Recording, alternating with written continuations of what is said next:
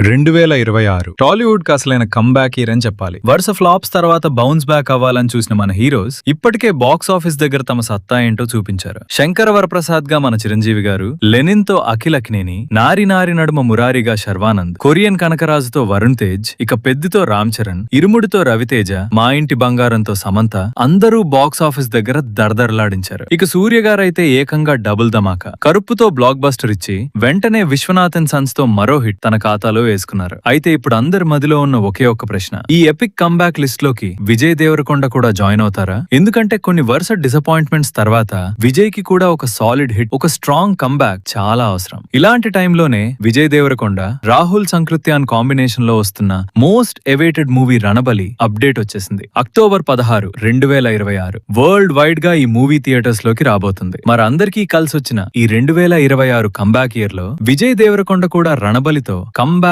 Block buster కొడతారా? అదే ఇప్పుడు చూడాలి.